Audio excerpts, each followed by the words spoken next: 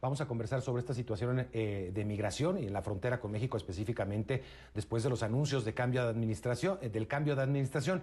Nos recordaba lo que sucedió también cuando llegó hace 2 años el presidente López Obrador a la presidencia y también tenía un discurso pues un poco más de puertas abiertas hacia la inmigración, y esto generó también una reacción de los migrantes y obviamente de pues las redes de envío de migrantes, de las redes también de crimen organizado que se dedican a esta actividad. Vamos a conversar de todo esto con el ex canciller mexicano Jorge Castañeda, y te agradezco mucho, Jorge, por estar con nosotros para preguntarte cómo estás viendo esta situación, Jorge.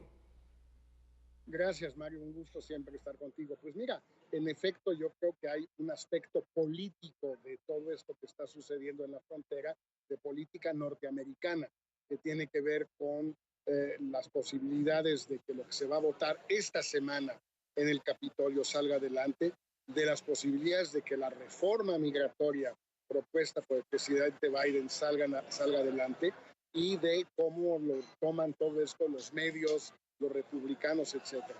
Y luego hay la situación objetiva en la frontera, Mario, y son dos cosas un poco distintas. Te doy un ejemplo brevísimo. Es un gran escándalo en Estados Unidos, para bien y para mal, el tema de 4.500, 5.000 niños no acompañados que han entrado a Estados Unidos ahora gracias a la nueva postura del presidente Biden. Algunos dicen que esto es terrible, es una crisis enorme, etcétera. Digo, por otro lado, qué bueno que así sea. Pero seamos sensatos, Mario, más allá del drama humano de 5.000 niños que ahorita ya van a estar en buenas condiciones, para un país de 330 millones de habitantes y un PIB de 20 billones de dólares, billones mexicanos o castellanos, Mario, 5.000 niños no son nada. Digo, es algo que podrían ellos atender sin ningún problema. No puede haber una crisis migratoria por 5.000 niños. Sin embargo, políticamente hablando, sí se ha vuelto un reto muy importante para la administración Biden.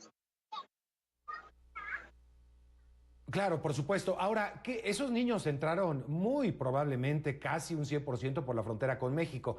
¿Qué está pasando con México? Ya se rompió el cerco que tenía el gobierno mexicano, digamos, en estos acuerdos que se llegaron a establecer con la administración de Donald Trump, Jorge. Difícil saberlo, Mario. Lo que sí sabemos es que una proporción creciente de unos 6 meses para acá de las detenciones por la Border Patrol del lado norteamericano de personas sin papeles son mexicanos, no los niños, pero no la mayoría, como 60% de los detenidos en los meses de noviembre, diciembre, enero y febrero son mexicanos, varones individuales mexicanos. Es muy difícil para el gobierno de México impedir el flujo de mexicanos. En segundo lugar, hay una nueva ley en México que se aprobó en noviembre del año pasado que obliga al gobierno mexicano a entregar a los niños no acompañados que están en los refugios del Instituto Nacional de Migración al DIF. Tú recuerdas con lo que es el DIF, los que nos escuchan, es esa institución mexicana de mucha calidad, por cierto, que se ocupa de la infancia, pero el DIF no tiene capacidad para recibir a miles y miles, ahí son muchos más niños.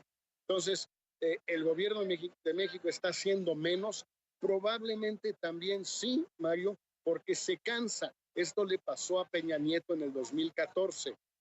Cerró la frontera sur, le ayudó a Obama con la crisis del verano del 14, pero ya para el 16 se empezó a flaquear, y ya para el 17 pues casi ya no aguantaban las Fuerzas Armadas o la policía y lo demás en la frontera sur para detener a los migrantes que venían de Centroamérica. Entonces, hay una combinación de factores que está interviniendo en todo esto. Por supuesto, ¿no? Y este dato que nos das también coincides también con el excomisionado del Instituto Nacional de Migración, Tonatiuh Guillén, quien nos comentaba hace algunos días que ha aumentado el flujo de mexicanos que están intentando ir a Estados Unidos, algo que se había mantenido, digamos, en los últimos años. Se hablaba de la famosa tasa cero, pero que esto ya se estaba rompiendo. Creo que es interesante analizar a qué se debe, si hay una situación económica que ya está golpeando